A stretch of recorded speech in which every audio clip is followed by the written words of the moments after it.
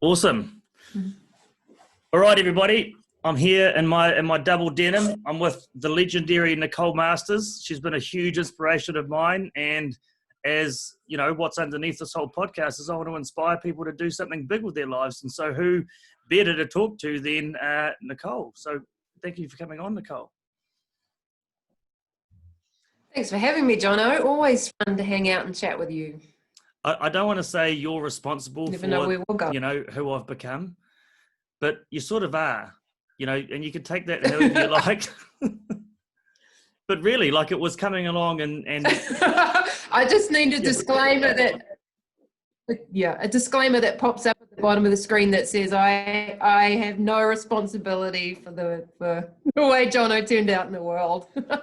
Although I take none. She sort of does, but anyway. But yes. Yeah. So Nicole, I want to talk to you about, you know, even since I've had the pleasure of knowing you, and you know, I've got the privilege of calling you a friend, and I've been watching you develop, and you know who you were when I first met you was just someone, you know, huge, and I just thought, wow, who is this woman? You know, you just spoke to me, and since then you've written a book. And I've seen you multiple times. I've come and hung out with you, you know, at a few of your courses and seminars, and you know, even helped you with a few of those. And you've helped me with a lot of what I'm doing. And I'd like to get sort of into, you know, the things that you came up with along the way, the hurdles, and not just the hurdles like professional hurdles, but I'm also interested in, like, if we go right back to, you know, you're a young mum. And you've got this worm farm, and you've had a few inspirations, and you've discovered microbiology. And then at some point you decided, right, I'm bigger than this worm farm, and I'm not going to let my circumstances stop what I'm doing. Can you take us right back to then and sort of talk us through, I mean, just in your own words, what was there?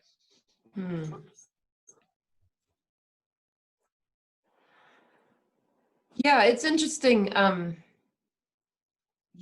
Just thinking about where to start with this, but being a single mum is not something I really recommend, and it certainly wasn't something that I planned, and I'm grateful. I mean, my son is an incredible inspiration and daily challenge for me.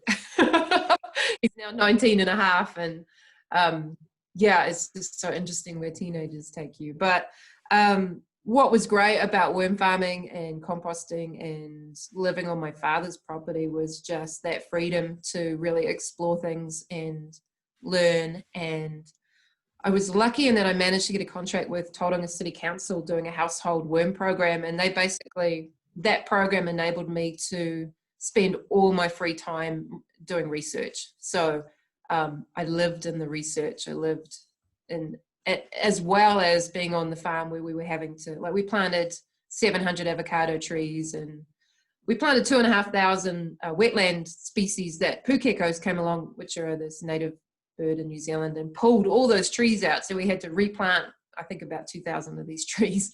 And so it was a really great way to just totally absorb yourself in the practical realities of composting and planting and different soil types. And so I'm very, very grateful to my father, I think, for providing that platform. And then I think I never had this big picture, you know, we certainly never thought that soil was going to be really sexy. Like, thought, oh, I should get into soil and I'm going to be famous, you know, like, it's not why I think anyone goes down this realm. And it's just been exciting to me to see, like, soil finally being recognized. But the term agroecologist, which is what I am, I didn't think I discovered that until about 2010, 2012. And it was like, wow, there's a word for what I do in the world. And it was like this moment of feeling like there was a community out there, and there was this whole aspect of what it was that we were doing that had a name. I'm like, that's cool. But yeah, up to that point, it was very free form. Which has, you know, some benefits, not having it, you know, labeled something. You can do what you like with it. And then all of a sudden, agroecologists, oh, I've got to be responsible for fitting that description. Yes, have to be all grown up. I don't know about that, Nicole. But what it, Oh no, we're not going to do that. But I think the ecology aspect is such an important aspect in terms of observations and interconnectedness and really being in your environment was a great foundation anyway. And so you're there, you've discovered that there's this whole world out there, this whole community, and you're somewhere in little old New Zealand, young mum, and you're being called to do something. And as you said, you couldn't predict, I'm the same. I couldn't predict where things have gone. But at the time I'm sure there was something just screaming out to you like, right, I've got to do something here. And so, talk us through that process of, okay, I've found a bit of a calling. Now what? I've got these circumstances that are challenging.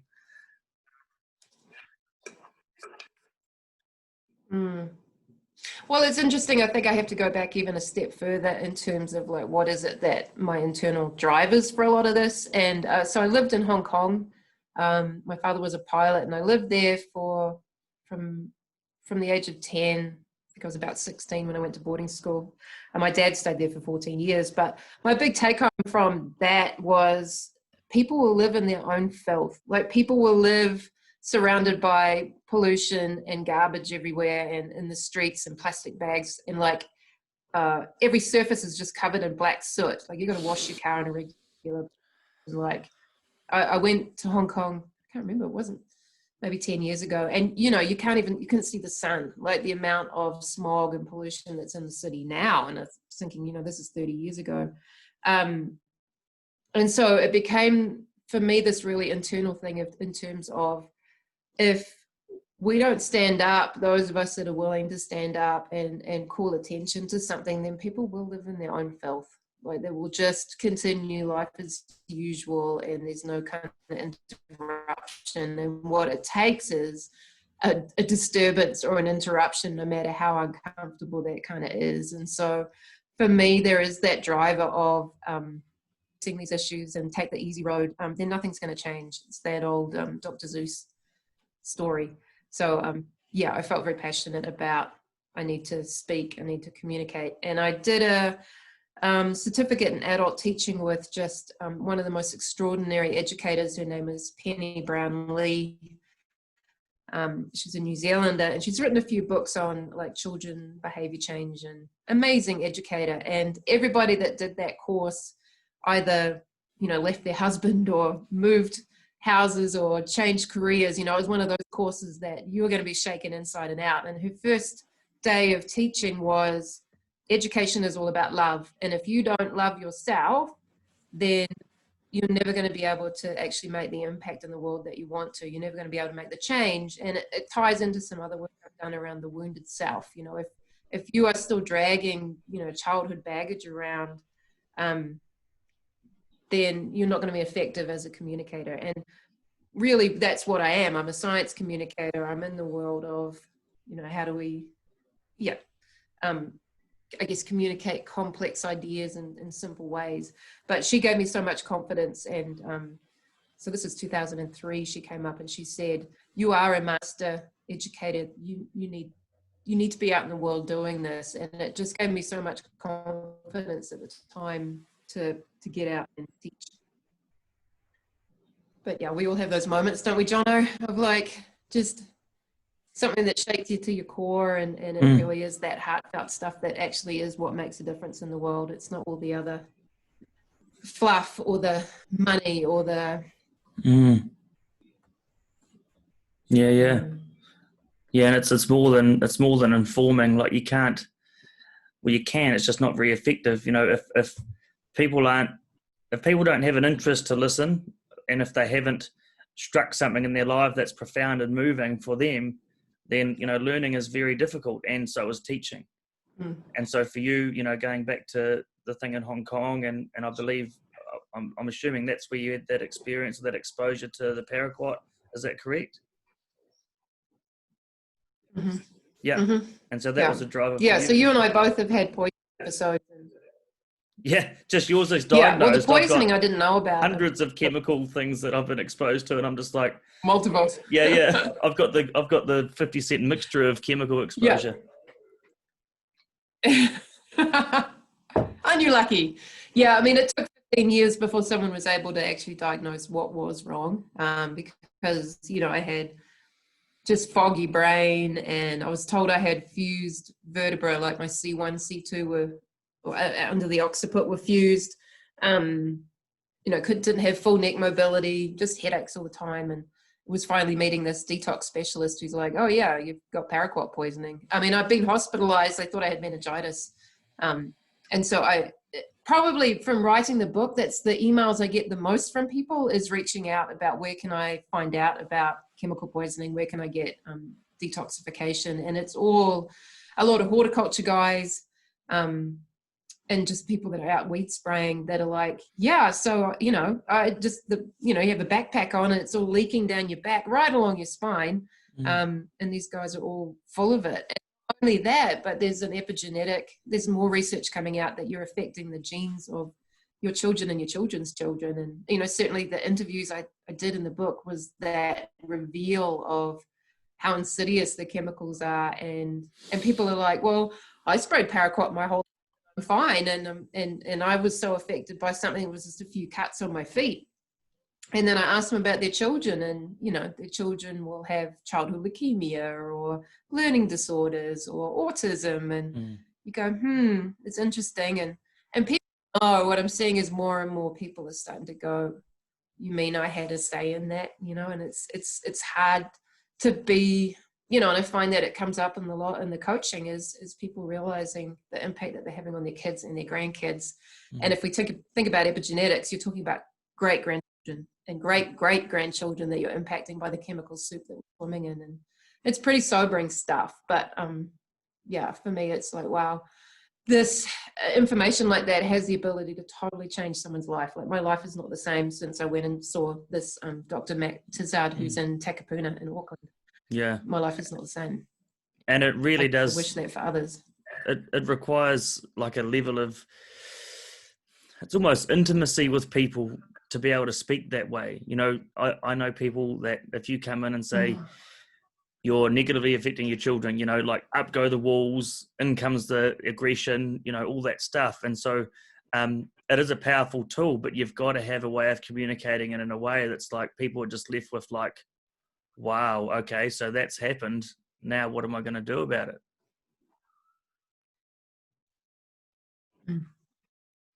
And I don't think I would ever walk into a house and go, oh, wow, you poisoned your children. Like, that is not going to be the coaching process. No, no. You know, and a lot, I mean, everything to do with the coaching is around trust, right? And it is around people being willing to look at themselves differently, because regenerative agriculture is all about people, about the culture, right? And so people working with us, that is one of the criteria to work with us, is that ability to actually take yourself on.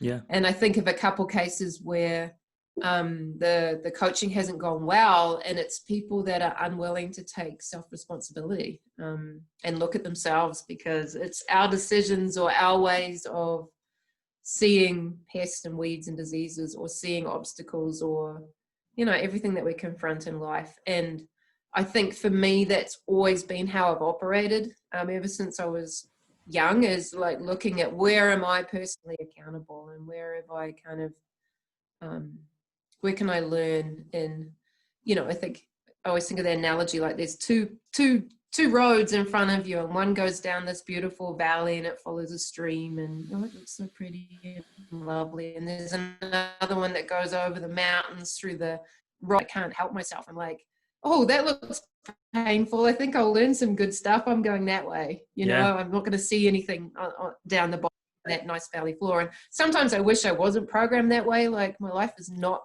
been simple or easy or normal. But I think it puts me in a deep learning experience. And sometimes I question, why is it that I'm comfortable in the uncomfortableness? And I think that's part of things I need to address in myself. And it's probably not, it's probably not exactly comfortable. You've just learned to embrace it. Like they say that, you know, the things you really need to discover are often found in the places you really don't want to go. And it's not about following the bliss. It's often about, you know, following the blisters, you know, going for the challenge and seeing what there is to discover. And look, you for me, Nicole, like you talk about your coaching and some of the people you've come across in your time. Well, I remember sitting in your workshop in Leaston, and like I was loud and I was obnoxious. I remember you. You were very cheeky. You were so obnoxious. You were very memorable. I was like, who's that flirty guy in the front row that just won't be quiet? I think you asked for my phone number at one point too. You were like so out there. I was like, this guy, what's he? Yeah. And look, I had to confront lots. No, that's a lot of fun. But seriously, Nicole, when you started talking to me, because I had young kids, you know, I've got young kids, and at the time I started to listen, and at the time I was managing an organic farm, but I was only just new to the industry, and when I say industry, I was only just new to the thinking and the framework and the methodology behind what we talk about as being, you know, ecosystem function or you know, holistic management, whatever you want to call it. And but I was able to let it go. Like, you just seemed to me like that sort of trusting person that it was almost like I was able to give myself some compassion, like to actually give myself a bit of a break. Like, okay, that's just your past. And you know, later did some work on myself to identify some of that stuff and really change the way I behaved about my past and put it to rest. But at that time, I hadn't done any training. I was an arrogant asshole. But yet I could still listen to, okay, well, here's my past and here's the choice I have. You know, I can now do something about it for my children and for the world. At that time, it was just my children.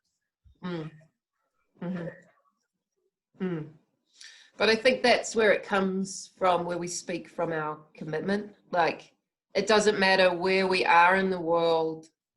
Farmers and ranchers feel like they're stewards. They're not out there to destroy land. They're not out there to make their kids sick. They're not there to make themselves sick. There's that commitment to, we do want to see a legacy. We do want to see that we leave a legacy of soil being or land being in better shape. So when I work with people or I'm teaching, I come from that space of what are we all committed to? What's something bigger than yourself, and get really hooked into that emotional place, because that's where change happens. It doesn't happen from, oh, you made your kids sick, or you're degrading your land, or there's all this terrible stuff that you do and you do willingly. Because doing willingly, it's what they think is the best, because that's what's been promoted by the chemical companies or the extension agencies. And you know, it's so fascinating working here in the US when you look at how many policies or practice change that the USDA was advising, that they're now having to go, oh, you know, that stuff that we've been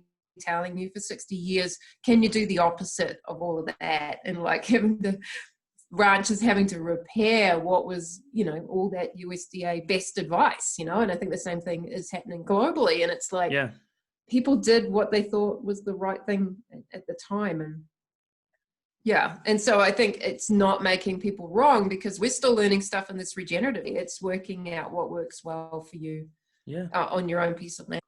And not just in that, and not just in the sense of not making ourselves wrong, but also not making those leaders wrong. When I say leaders, those education bodies, those government faculties who did lead us in a certain way, you know, if we get caught up in making them wrong for the, you know, like you say, however many decades of, you know, I don't know what you want to call it. I don't want to call it misguidance, maybe just misunderstanding. That's not going to get us anywhere, is it? Well, just industrial mindset, industrial agriculture, and, you know, production at any cost. And I look at a lot of those research bodies, and I'm involved in quite a few research projects, and you look at how hamstrung those agencies are. They don't have funding. They're not able to just focus on public good research anymore. I mean, it's got very expensive good research. It's very hard to do whole systems research, and it's easy to bang on all of that should be providing leadership, and you know, they're barely holding themselves together. let alone, really able to do the research. So, I mean, I get their cynicism around regenerative agriculture, because it's part of being a good scientist, is that it's drilled into you to be cynical. It's drilled into you to question everything and poo-poo everything. And no one's going to get absolute proof in this space, because it needs to work in every climate and in every stock class or every crop. And, who's going to do that research? Yeah. Yeah. And truth has I think just it is so many layers, doesn't it? Alongside these. Like what was true 50 years ago. You can find anything in the to support your bias. Yeah. Yeah. Mm-hmm. The truth one day was that we can't fly. Yeah. And the planet was flat. Yeah. But I think the breakthroughs in the microbiome stuff is so exciting. And I think that's really where you look at most of the research coming through is around the holobiont, that whole interconnectedness. And I think that's where having an ecology background was very helpful for me. And one of the things people ask, what should we study to be in this realm? And I really recommend people do an ecology degree plus soil science, but just to get that whole picture. Yeah. Like your picture, you said that was going to turn off after half an hour, and it's exactly half an hour. I should be back on now, am I? Magic.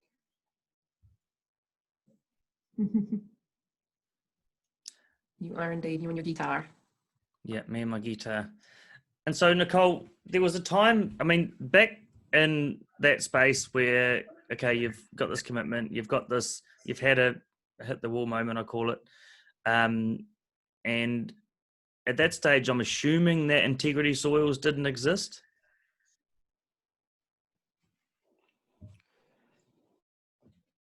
My business was called Tiger Cast Worms. I had this station worm mobile. And then I changed it to Life Forms NZ. That was the name of the business for a while. And then people were like, what does that even mean? I'm like, I don't know. And then I think 2006, I was trying to, I've been very lucky with the, Steve Erickson was a close friend, Cheryl Prue, who's with the Soil Food Web.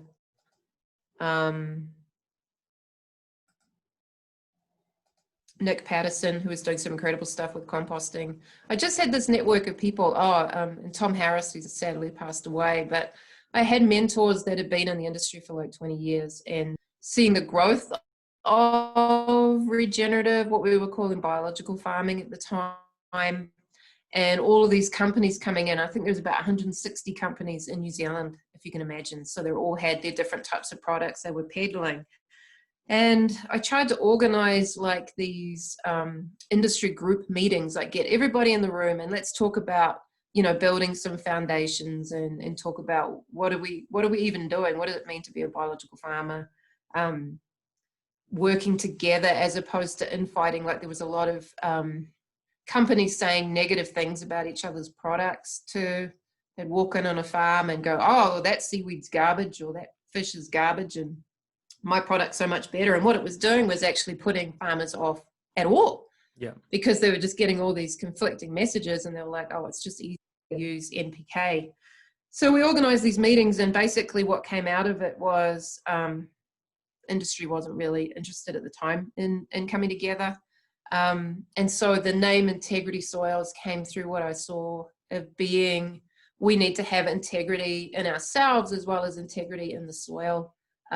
To really shift things, do I feel I can get up in the morning and know that I'm being transparent, that I'm not being slippery. Like I've never taken kickbacks, like I've never been paid for products, even though I think some companies have done very well off integrity soils. It's just, being authentic and having that way of operating. And I think that's what's made integrity soils the success that it is that people, they see what they get and, haven't got anything to hide.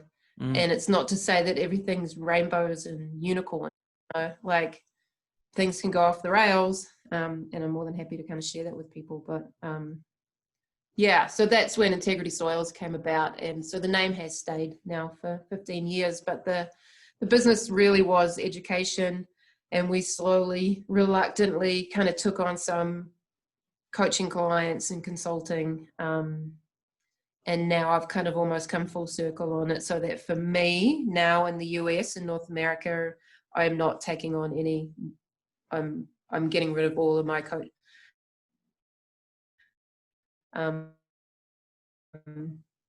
For a variety. It's a hard one emotionally to be a coach, and like to, you know, coaching is easier, but people kind of expecting that agronomical advice, like that's not what regenerative agriculture is about. It's not here to tell you what to do, or like, you know, we're out in the field the answers. Like, sure, you need an agronomist still, and then work with us, and we'll work with people's agronomists.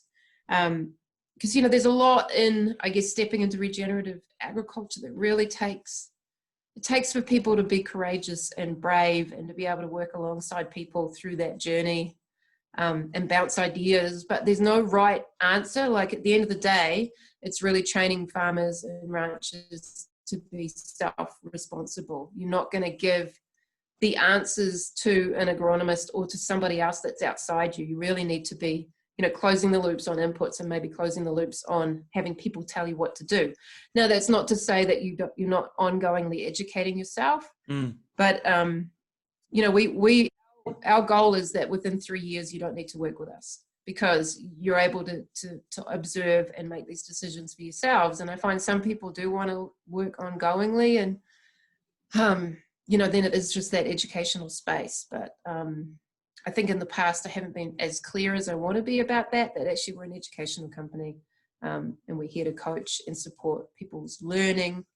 And out of that comes some extraordinary results. And so we're learning alongside people. Like, it's not, like, I hate that word expert. It makes you want to vomit. Like, it's like, I'm not an expert. I don't know your land better than you. And maybe there's something I can fill in the gaps around what you're observing. Yeah. Yeah. Hey, But Nicole. yeah, it's a little stressful. Nicole, I'm just going to turn my son's television off. I've got my son home. Yeah. He's sick today, and I'm now going to go trade him his. This is sad parenting, guys. This is sad parenting. Okay. My son's in his room watching television, and it's one of those TVs that use the internet. And so I'm going to go trade him. This is really, you know, setting the benchmark for parenting here. Just tether to your phone. I'm going to trade him TV for the phone. You can just cut it and come back. Yeah, I'll pause there. Right. We've got noses blowing. We've got children tended to. Let's get back into it.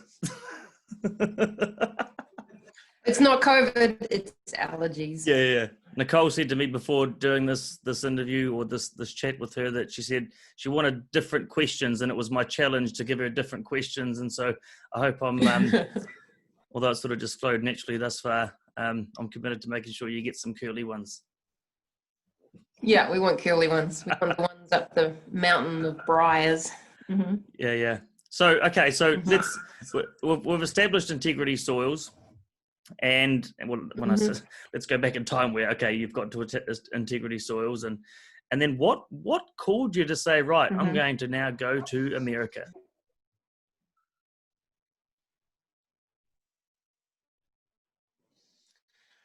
It was quite funny. So I got invited to speak. I couldn't go, so she put my name forward, and I'm so grateful that she did. And it was in Laramie, so that's kind of on that Wyoming-Colorado border. And, you know, I've been to the US once as a teenager, and we did the whole LA, Disneyland, you know, down to New Mexico kind of thing. And my feeling at the time was, if I never go back to America, that will be a day too soon. You know, like, I didn't notice I'd ever go back to the States. And so, yeah, I thought, why not? I'll go to Laramie. They're paying for my flights. Got off the plane and just went, oh man, look at these rocks, and just totally fell in love with the rocks. I had a hire car for a few weeks, drove around the Rockies, and just blissed out. And so I got to this conference, and there's like 500 ranchers And you walk down the stairs and introduce yourself, and they're like, their cowboy hats, and they're like, "Howdy, ma'am." And I'm like, "You people are real?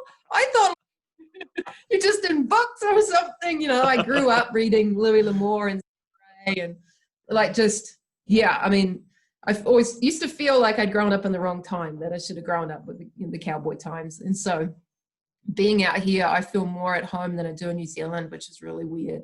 Like I've never lived further than 40 minutes from the sea, and here I am in Big Timber, Montana, probably 16 hours, at least 20 hours from the coast. And I just love it. I mean, the geology here, the wildlife, like you know, right now I can see deer and antelope just out my window. They actually come up and rub themselves against the house. Wild ones. Wild ones, yeah, totally. Like, and I remember the first time I got invited, I had a client that was in the Moab desert, and he's got these center pivots, and you can actually see him from satellite images because he's the only one that's got water in the Moab. And he's like, "I've got this prairie dog problem. What can I do about it?" And I'm like, "Look, mate, I'm a New Zealander. What do I know about prairie dogs?" And I'd never seen one. I was super excited. So I rocked up to his house, and he's like, "Oh, there's a prairie dog on the lawn." So I was like, "Oh, cool." So I ran out, and over my shoulder, he has a shotgun, and the prairie dog goes, and I was like, my first prairie dog. And then I drove around, and he would have had a prairie dog every meter. Like, there were holes everywhere across his pivots. It was just incredible. So I got to see lots more prairie dogs after that. But there's something so alive here, whereas I go back to New Zealand now, and everything feels very quiet. And it's like our wildlife's gone in a lot of ways. Like, you know, you might see a tui and a wood pigeon, and that's about it. You know, like there's just this sense of walkers maybe, but that sense, like so much of our biodiversity's gone. That's really hard to be with.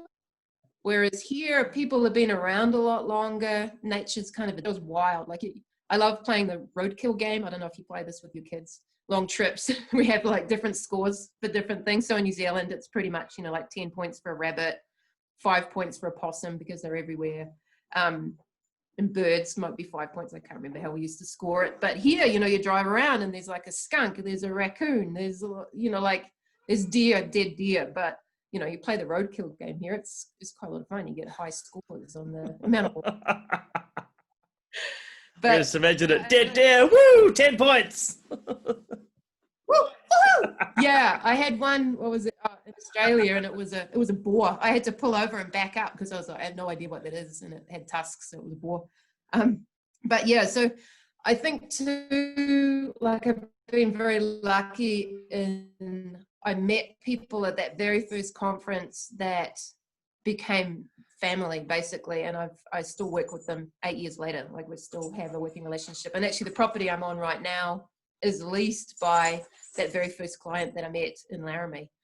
And so yeah, I think I've been lucky in just meeting these incredibly progressive people, which is what Ranching for Profit's all about. Like if we talk about changing mindset, very much like the Landmark Forum, it's a course that totally flips what's possible on its head. And you know, I love the Landmark Forum and what it's provided, and I also see that there are courses like Ranching for Profit or Grazing for Profit in Australia that do the same thing in terms of really getting you to see your blind spots, really getting you to see where's that dead wood that's not working so well. And if you're not sure if it's you, it probably is, you know, like having that willingness to go, oh, actually, you know, I'm responsible here. So that course is brilliant, and I absolutely adore Dave Pratt, who put that on. So yeah, there's something about being here in the States that just resonated very deeply. And, you know, I hate the politics. I hate the polarization. There's so much here that, you know, for the land of the free, they're very much not free. Like, you know, it's capitalism reigns and the corporations rule. But the people on the ground that you meet are just extraordinary, big-hearted. Yeah, it's lovely.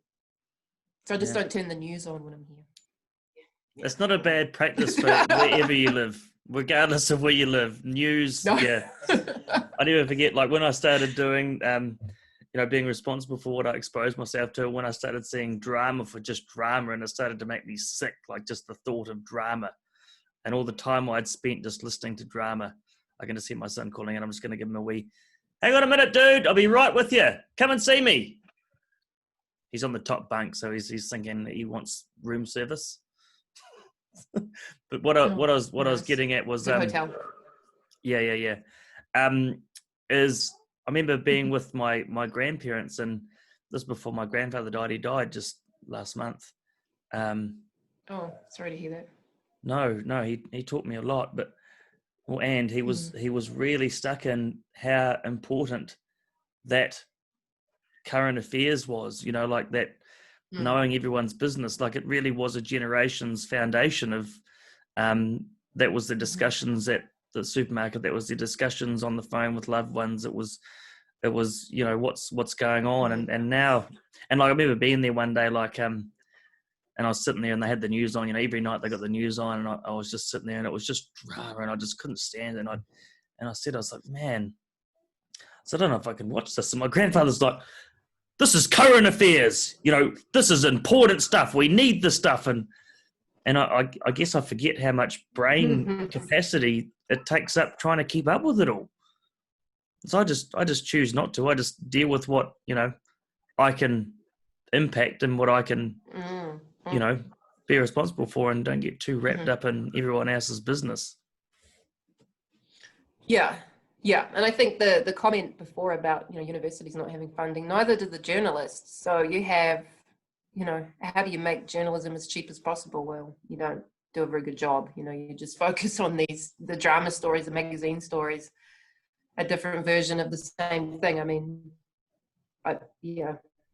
obviously America's examples from it of just like pumping out the same stuff, and it's like, but what else is happening in the world? There's so much that's happening that's good. There's so much happening that is life-changing stuff that's not getting reported, and I guess it speaks back to your drama thing. So but yeah, it is where you get information from. And I'm not really on Facebook or social media very much anymore, and it becomes where do we fill our cup with, I guess, and that's where I think people to people contact is so important, which I guess COVID has been limiting people more and more.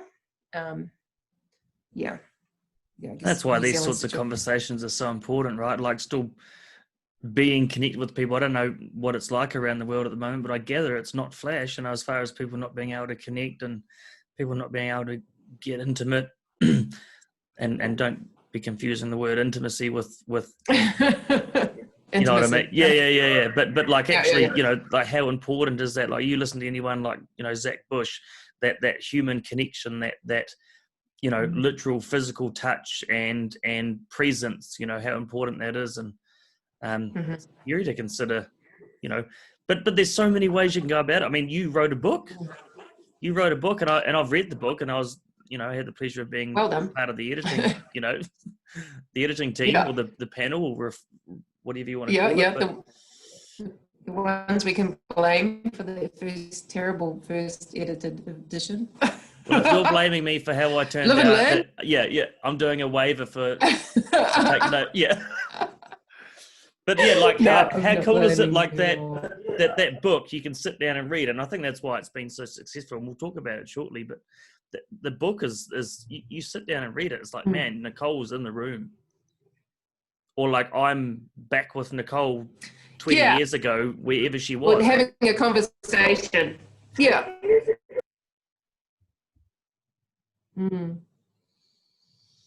Yeah, and I think that was important.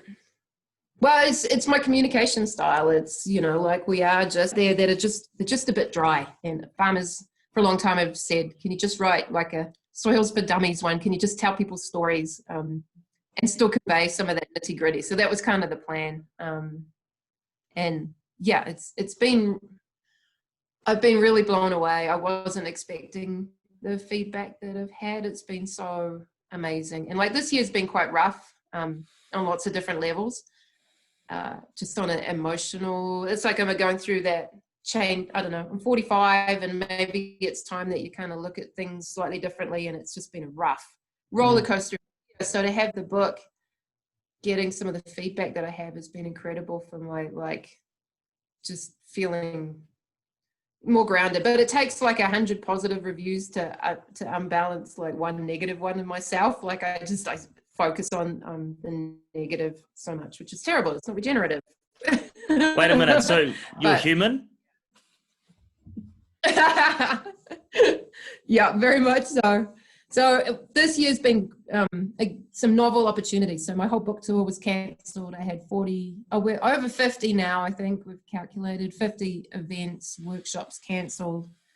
So my whole year's income was gone, and I'd always planned to go to Alder Spring Ranch in Idaho, but it gave me this whole 2-month window to just go and have what I was calling my sabbatical. I didn't actually stop working, but I went and hid up in the mountains with Glenn Alzinger and Carol and their 7 daughters on this extraordinary ranch, and learned so much about myself.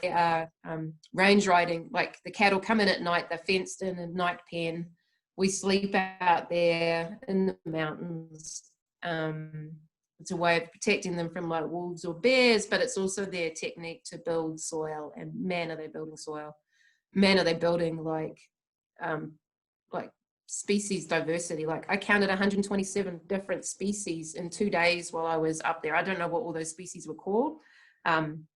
And it was before any of the sort of weeds showed up, like early in the season. And so I didn't even count any weeds in that. So it was all native forbs and flowering plants and incredible grasses, and just to live with the cows. So like being a moving fence. So there's 4 to 7 riders that just move as this fence. And it gave me just incredible insights of just being with yourself really, and not having any internet, not having a computer, not having a phone, and it was bliss.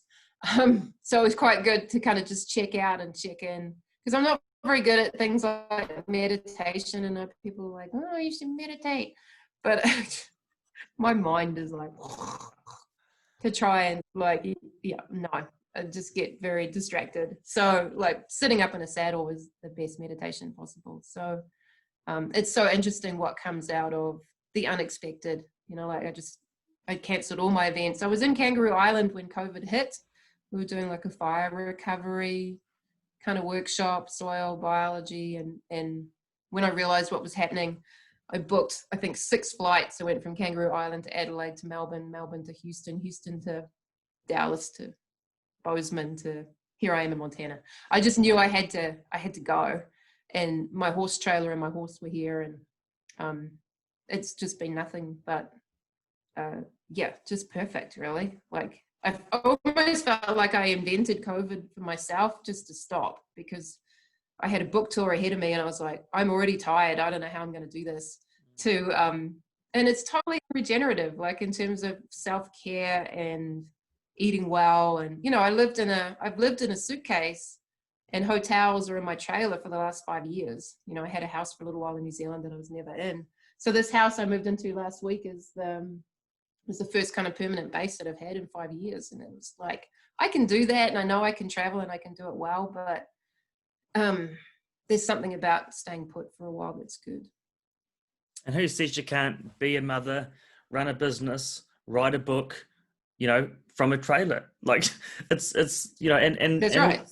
And like there's constraints people put on themselves in the space of like waiting for the time to be right before they take action. I say this all the time with people having children. There's never the right time to have children. You're never ready to have children. You just have children and work it out, or otherwise before you know it, you're 50. Not that I know, because I'm 31, but before you know it, you're 50 and you've not taken that leap. If we're waiting till we're ready. Like I remember when I first started Natural Performance, I said to my old man, who's a spraying contractor in Leaston, well, he was in Leaston at the time, and he said to me, you can't do that. You can't just start a business. Like, you've got children to be responsible for. And like it grabbed me. And like, I remember that as one instance. And if I had acted upon that, then I wouldn't have, I wouldn't be where I am today. But another one was when I was contracting and doing 110-hour weeks, my boss at the time was like to me, this is your contribution to your family. And it was so like, you know, like, and I believed it. Like, it was just like, okay, this is it. That's why I'm doing it. And I had dreams to pursue, and I wasn't happy where I was, and I was surrounding myself with chemicals. But oh no, it's what you do for your family. Like, imagine if, you know, you would listen. I don't know if you ever got. I mean, I'll ask you: did you get any of that sort of scrutiny from your family? I know your mother's your biggest fan, but like from family or anyone around going out and doing the big things in life with having, you know, a young child. I think I trained my family pretty early on to back off. So there's very few people in my family that would suggest I need to do anything. So no, I've always had a family that, no, I'm going to chart my own course. And that's what I wanted to create with my son. And what's interesting is he's kind of the opposite of me, which is that he doesn't have that really adventurous spirit, and he wants me to kind of stay home. And yeah, he just didn't get that. So he did for like the first 15 years of his life was living on farms, and he had that. And then, he had to go to boarding school, and he really struggled with that. And so I think there's always that balance. So I left a small town that I felt like I lived in that small town for 7 years. And I think at the end of it, I'd made 2 friends, and I'm like, this is not the place I need to be, you know, very conservative, sheep and beef. Yeah, it wasn't, that was hard. It was being in a place feeling like you're an outsider. Like, it wasn't even like people would say stuff. It's just that they wouldn't say anything, or I'd be talking with them and they would look to my husband or ex-husband to answer the questions. So like that total disregard for, you're a woman, you should be in the kitchen. Like, I didn't even realize that those kind of mindsets were still around. I didn't even think to bring it up. Yeah. No, you know, you're like a woman and you think that you can advise men, and it totally still is. But it was shocking. It was really shocking to feel like, here I am working in agriculture, helping farmers or supporting farmers and being more profitable and improving their animal health and reducing their weeds and all of that. And none of my ex-husband's friends could look me in the eye, let alone ask me a question. And what do you think was underneath that? I don't know, you'd have to ask them. But I think that... Like, was it, do you think, a surprise to people to see you go out and do what you... I mean, I'll speak from my experience. It probably took a lot of my friends and family by surprise when I stepped out and started taking action, for sure. Because I was this guy that just submitted for, you know, a 10-year marriage. And that was a choice I made. I later discovered through the Landmark Forum that I'd made a choice to not be responsible for who I was and to be a victim in life. And so I was used to, you know, going to friends' houses and complaining to them about how my wife was making me do this and I had to do that, and I'd like to be doing this, but no, of course I have to do that. And then all of a sudden, you know, got over myself, took responsibility, cleared up the past, got in communication, and all of a sudden had all the space to go and do stuff. And so people were sort of like, who's this guy? You know, like, who is this guy? Like, literally. And some people didn't take it well for a start. I lost friends for a long time. Yeah. Yeah. Well, you do. And I think especially if you look at a lot of the social science research around farming communities, it's very much about, like, there's such a sense of peer pressure. There's such a sense of, like, keep your head down, be quiet, don't rock the boat. And, you know, the biggest influence of the change is actually what will the neighbors think. And that's kind of what stops a lot of innovation, and it stops people talking about what lights their fire, because they're so afraid of what someone else might think. And I've never been limited in that way, and I think if you are, that's really confronting to be around somebody that's willing to, you know, to ask those questions or have confrontational. I'm not a confrontational person, but the information is, if this is how you've always run your life. You know, and I met a guy who was he was a friend of my ex-husband's. He'd been running a regenerative program for like 5 years, when I'd been living there for about 7, but he'd never said anything to me. And I thought, well, that's really interesting. And I said to him, so why is it that you're not telling your neighbors and not talking about it? And he said, I get fat and lambs off earlier. Why would I tell anyone? I'm like, okay. So I'm like, not even interested in seeing his community do better or do well, or, seeing it like it was a competition. I don't know. There's a lot of dynamics, Jono, when it comes to kind of like men and women. And, in that community, like all the women would be inside in the kitchen or in the living room, and all the men would be outside with the barbecue, and I'd be out in the barbecue because I'd rather talk about, weaning weights and what's happening with animal health than be talking about who did what to who or whatever. And it's not to say that the women's conversations weren't interesting. It's just, I could never understand why they weren't kind of mixed.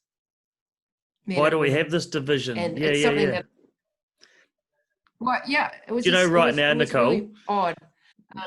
Right now, so I'm in a relationship with a wonderful woman, and she works. She manages a dairy farm, right? And it works out just with my schedule and with just that I have a bit more time because my office is here in the house. That I do the washing. And it's not that we've had an agreement to do that. I mean, she still does any chance she gets. She wants to help. She wants to contribute. But all of a sudden, like, before I started to discover this world of acceptance and embracing diversity and not being attached to like an identity and that men have to do all the work and that, you know what I mean? All of a sudden, I cook a lot. I clean a lot. I do the washing a lot. And like, I can just imagine what my grandfather would think of that, because he was one of those guys that was like, no, like my grandmother, for instance, now that my grandfather's died, we have to teach her how to pay bills. She's never handled money. Like, isn't it just crazy? No. I mean, I can kind of understand how the roles come about, especially when, women are perhaps, and it gets like that. But once those children have left, like I've been on so many ranches where the women are pulling just as much weight. They're out there, they're branding, they're driving the tractors, they're doing all that physical work as well. And then they still have to go inside and cook dinner and clean up. And the guys will come in, put their feet up and talk on the phone or watch TV or whatever they're doing. And it's like, there's something that's shifting, but almost society's not kind of keeping up for it. And I think different relationships work differently, but it's still fascinating to me, the number of guys that can't cook. And then they meet people like you, Jono, who are just a cook. Oh, you don't know that. You don't know that, Nicole. I say I cook, but whether it's edible or not, you'll have to. I'm going off your word. I'm sure you can cook a good steak. That's all that matters. Yeah, no, I can. Yeah. All right, Nicole. So it's pretty clear that it's pretty clear to me. I'm mindful. We've been speaking for an hour, and you are a busy woman, and I certainly have things to tend to as well. But I do want to sort of wrap up with, it's. I mean, I'm excited to think about what's next for you. The success of the book. It's. From what I've read, the reviews, the people that I've talked to, the constant sharing of the book, it's pretty exciting. And I know, I mean, possibly there's another one in the pipeline. I mean, are you going to perhaps write another book or two, Nicole, do you think? Yeah, I think there's a couple more in me, but right now, like I'm an introvert. I think a lot of people that are out, maybe speaking about stuff are introverts, unlike yourself. And so I feel like I got to look inwards for a while before I start to write. Oh, it's my puppy. I got a COVID dog, obviously. Got COVID, you better get a dog. And so I've started working on it. I've certainly started the research. I have been offered a book deal, but I actually self-published the first one and it went so well that I don't think I need a publisher. And I think that's part of that, what we're dealing with in society now is these mycelial networks in terms of how we get information out. It's all community driven and people on social media or sharing things rather than having this big, massive publishing house that takes all the money and maybe they do a bit of marketing for you, but the person that produced the work doesn't actually get the benefit. Like I was talking to I won't say his name, but an author the other day, and I don't think he's made any money, even though he's got this best-selling book that's gone out globally. I think maybe he's made a couple $1,000. Whereas, yeah, and I think I've done pretty well on the book, and that's what surprised me as well, is everyone says to you, oh, you won't make money writing a book, and it's like, well, actually, I would beg to differ. You can, if you want to do all the hard work yourself. And that's part of what I was talking about, like the going over the mountain through the briars, is that how much of the stuff I have to work out for myself. How do you publish? Editing, obviously, we needed to work out, but getting an editor, going through all the networks these days, and who do you get stuff printed with, like all of that learning has been so valuable, and it's certainly paid for itself, but it's a lot of work. And I'm lucky to have such a diverse team as well, as people that are able to support different avenues of whatever we need to do to get something out. But yeah, so no, I'm working on book number 2, which is really looking deeper into some of the plant signaling stuff, but also, so there's 2 books. One's going to be the practical stuff, because a lot of people are like, just, how do we make something? Okay, well, we can do a book on that. And then what are we starting to see about how plants and animals and soils are actually communicating with each other? It's just incredibly exciting. It really is the cutting edge stuff, but how, as producers, do we enhance that communication? And I think it ties into how do we listen to landscapes and that real deep land listening. And so that's going to take some self-reflection. Like, that's not something that's going to pop out tomorrow, because I don't even think I know that yet. And that's kind of the joy of writing, is that you really got to dig into some of this stuff and do the research and do the thinking and talk with people who open your minds to something new. And it's just such a fabulous journey. So that's what, I absolutely love to be out in the world at all, but that's what I need to do right now, I guess. Yeah. So yeah, thanks for that.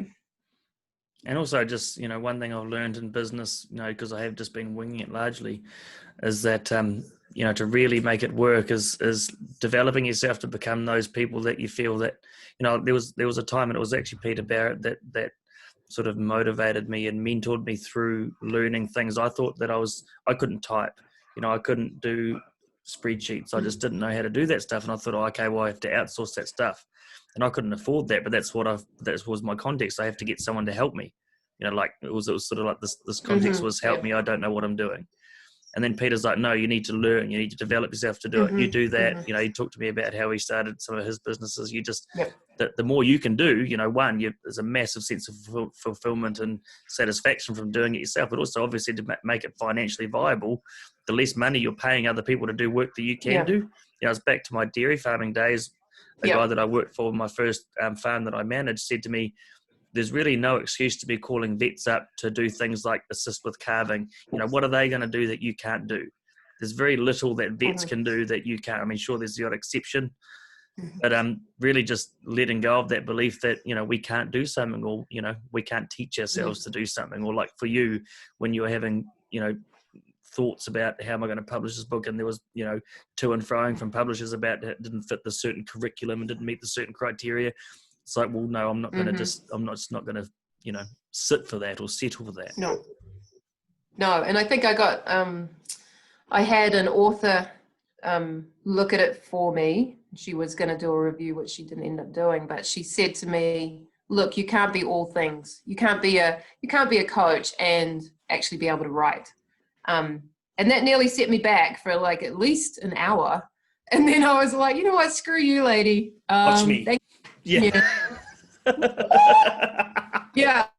So like, I was like, nah, that's just not going to roll. Like, hold my beer. And perhaps I published it earlier than yeah, pretty much. And I'm tempted actually to get in touch with her and go, well, it's going all right for someone that can't write, and it's not everything. Anyway, but and it certainly made me think, all right, I want to spend more time really polishing the writing side of things. And I know that I almost published something that was more like a first draft. And I think I would like a chance almost to go back and do a second edition and But the fact that, I mean, I had an art teacher that said that to me when I was like 16. I was really enjoying art, but she said to me, you'll never be an artist. And so I didn't do art in 7th form, and I ended up going and doing an art degree after I finished school. But it was like she put me off from doing a year of art that would have been a lot of fun as a last year subject. Why not do art? But it's like, I think I made that decision too about no one else gets to tell you what you can and cannot do. It's like someone saying you can't sing, or you've got an ugly smile, or whatever it is that people say that can just totally shut you down. And it's like, no one else gets the right to say that. You can dance or sing or write a book or whatever. Like no one gets to squash other people's dreams. And so, I think I've had a couple of those in my life. I'm like, nah, you don't get to say. Life really is for living. And if we go around worrying about what other people think about us, then we're not really living. Wow. Yeah, that's huge, eh? Yeah. It's a good life. It's a fascinating journey, and unpredictable. Lots of vulnerability. I think that is where the regenerative stuff comes in. It's so fun and so exciting and constantly evolving. Like, I don't think anyone can claim to be an expert in this space because there's so much to learn and to experience. And yeah. All right, Nicole. Well, look, I want to thank you for spending some time inspiring the people who are going to listen to this and watch this, and also thank you for the inspiration you've been for me personally. It's been just a joy to get to know you and to bounce ideas with you off you and to be part of having you one of the original members of Quorum Sense and contributing there, and it's just been a real joy to be and I'll tell you what, I'll just remind you of a time before I started doing my thing where I didn't believe in myself, and I was listening to that stuff from my dad and from my grandfather about, no, you can't do that. I was bankrupt when I was 18 and all these things coming up that was would have stopped me. I just come out of a marriage, and what you said to me, I'll never forget it, was no, you are ready, and I remember you saying that your words were we need you. And I thought, wow, someone believes in me, and it was literally that day that I chose an accountant, and that was a guy who I went hunting with once, whose dad was my ag teacher. Just seemed to fit. I didn't have any money, none, and I was just making rent every week and child support, all those things, and I managed to start a company with nothing, and it was because of a phone call that I had with you. So again, thank you for your inspiration and for your guidance, and I'm really, really grateful, Nicole. Thank you, Jono. That means so much, and I think that's what it's all about. There's people that paid it to me, and I paid it forward, and I think it's important that we are sharing and empowering and lifting each other. This is not a competitive space. This is, how do we get people on the ground and supporting each other and enabling each other? And I think you bring a lot of passion that gets people pretty excited. And this space is expanding so fast. We got to upskill real quick. Yeah, for sure. Well done, you. Thanks, Nicole. And before we leave, I just want to ask you. It's a question that I think I'm going to ask everyone that comes on as a guest is, if you could say one thing, if you could say in a sentence something that everybody on the earth right now can hear, regardless of language and where they are, if everybody on the earth could hear something that you've got to say, what would it be, Nicole? Oh man, that's a lot of pressure. At the moment, I just feel like I have something that I want everybody to hear, and I think that's that looking inwards thing right now. I just feel like, who am I to have that? And then, I guess, Jono, that's a really hard one. And then that suddenly it puts a whole lot of significance on words, this has got to be the most significant thing that you've not even. It's like It's like I wanted to say, like, I don't like the term advice, but a lot of people would have fallen on that one. Like, what's some advice you would give to people? But I don't really like the word advice, because I know you're not into telling people what to do.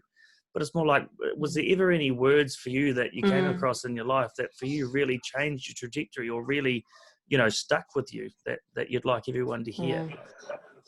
I think there's been so many, but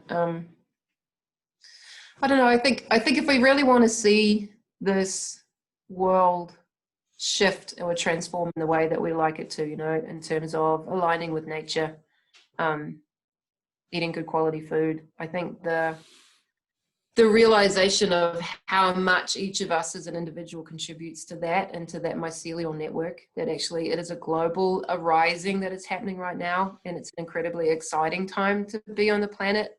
And I know there's so much overwhelm out there, but actually collectively us as these one little people make that network and have the ability to shift what's happening. We are at that tipping point. We're seeing more and more market spaces opening up that are demanding these regenerative, quality, nutritional food, and it's coming from those individuals. So I think never doubt the power that the individual has in your own circle of influence, and whatever that looks like. It might be that you're home with, you know, 5 kids, and you feel like you're not influencing anything, but actually you still are. It doesn't matter where we are in our life stage, that, yeah, we are working connectedly. So keep it up, whatever people are doing, and really see how much has changed in a very, very short amount of time. I think sometimes we forget to take stock, and I say that for myself too in my own life. So yeah, big question, Jono. You should pre-send that one out. No, you nailed it. Nicole, I don't know how to stop this recording other than ending the call, so I'm just going to end it there. And thank you so much for your time. Honestly, it's been an absolute joy. No worries, mate. It's always good to talk to you. Keep up the great work. Until next time, Nicole. Until next time. See you, mate. Bye.